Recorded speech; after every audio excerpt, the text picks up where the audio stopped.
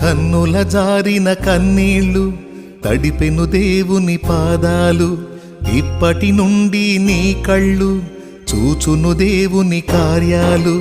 కన్నుల జారిన కన్నీళ్ళు తడిపెను దేవుని పాదాలు, ఇప్పటి నుండి నీ కళ్ళు చూచును దేవుని కార్యాలు.